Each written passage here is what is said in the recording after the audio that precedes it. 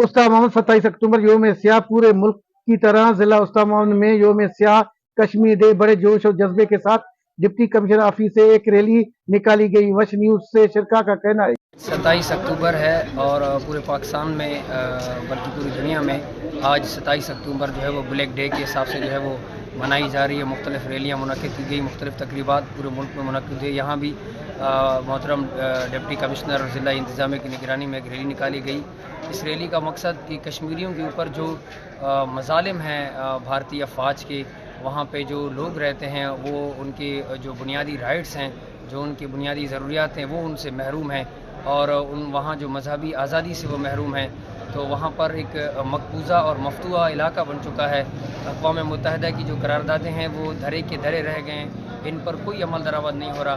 लिहाजा आज के दिन से मैं अक़वाम मुत्तहिदा और OIC जितने भी मुस्लिम ममालिक हैं बिलख़ुसूस अफ़वाज पाकिस्तान से कि वो अक़वाम मुत्तहिदा की करारदादों के मुताबिक मसला कश्मीर हल करे ताकि वो अपनी बुनियादी और आज़ादी ज़िंदगी गुजार सकें। रैली में म्युनिसिपल कॉरपोरेशन के मेयर और सरकारी मुलाजमीन, स्कूलों के तलबा, सिविल सोसाइटी के अफराद ने शिरकत की।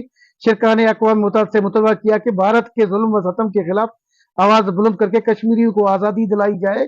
इस मौका पर कश्मीर के हक में सख्त नारेबाजी की गई।